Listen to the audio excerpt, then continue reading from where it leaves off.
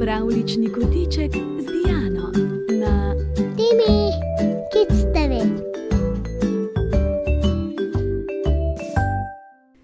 Dober večer, otroci. Čas je za pravljico. Danes imamo prav posebno nalogo. Ugotoviti moramo, kdo je pojedel čokolado. So ušeska napeta? Potem pa začnimo. Si ti pojedel čokolado? Je Mihca vprašala mama, preden je odšla v trgovino. Jaz že ne, je zatrdil Mihac. Morda veš, kdo jo je? Mačka Mika, je kot iz topa ustrelil Mihac. Mačka Mika je ob omembi svojega imena glavo nagnila vstran in glasno zamjavkala. Vidiš, je rekel Mihac, še vedno se oblizuje. Ha, je rekla mama in opazovala mačko Miko, ki si je umivala prednje tačke. Praviš, da je bila mačka? Prav ona, je zatrdil Mihac. Najprej je skočila na mizo, potem je s tačko odvila ovojni papir in potem je pojedla, kar je bilo v njem. In kam je odnesla ovojni papir, je zanimalo mamo. Najbrž tja, kamor spada, je rekel Mihac.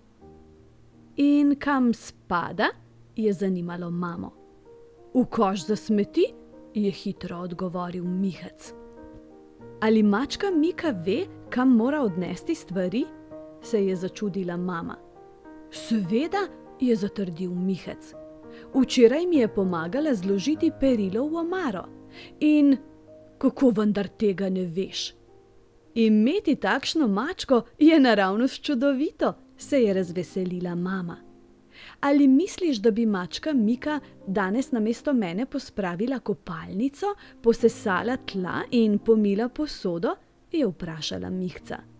Bibi, je z odgovorom pohitel Mihac. Mačka Mika je ob omembi svojega imena spet glasno zapredla. Vidiš, je rekel Mihac, strinja se.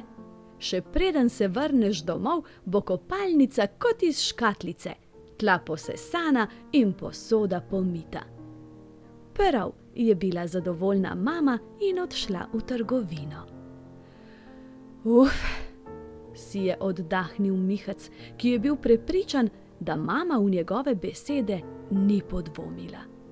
Imava srečo, da ni ničesar opazila, je rekel mački Miki in jo pogladil po repu. Ta je zadovoljno zapredla in se povzpela na zadnje tačke. Mihac jo je vzel v naročje. Mačka Mika se je hitro spravila na ostanke čokoladnih sledi okrog njegovih ust. Mihac se je kremžil in pačil, kajti Mikine brčice so ga pošteno žgečkale pod nosom.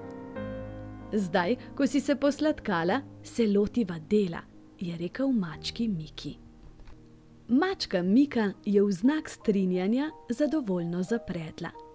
Potem sta se hitro lotila čiščenja kopalnice in sesanja tal po hiši. Mihac je bil že pošteno utrujen.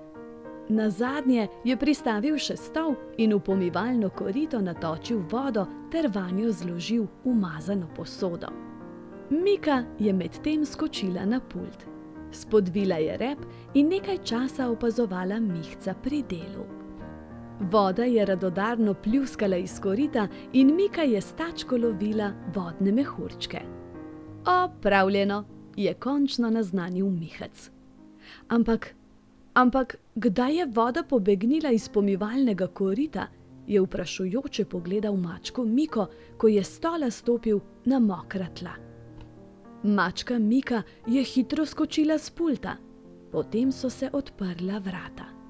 Doma sem, je naznanila mama. Mihac je od presenečenja hitel brisati mokra kuhinjska tla. Se je razveselila mama. Kopalnica je čista, tudi posoda je pomita. Vse sva postorila, je zadovoljno rekel utrujeni Mihac in si globoko oddahnil, ker mama na srečo ni opazila strašanskega nereda. In prav tako je bilo. Za nagrado je mačka Mika dobila velikanski kos mehkega sira, Mihec pa sadno poslastico. Tega ne bova več ponovila, je Mihec prišepnil mački Miki, potem ko sta se najedla. Res da mama ni ničesar opazila, a namesto da bi se igrala, sva ves čas pošteno garala. Mačka Mika pa je v odgovor le lenobno pretegnila tačke, potem pa je s preostalim koščkom sira nekam pobegnila. Naj bo laž še tako majhna, vsaka ima številne prijateljice, ki ji vedno priskočijo na pomoč, pravi avtorica knjige Mojceja Podgoršek. In kako prav ima, zato otroci, vedno povejte po pravici. Kajti tako si vam ne bo treba izmišljati zgodbo za zgodbo za zgodbo. Kdor se resnice drži, mirno in lepo živi. Ha, pa še rima se.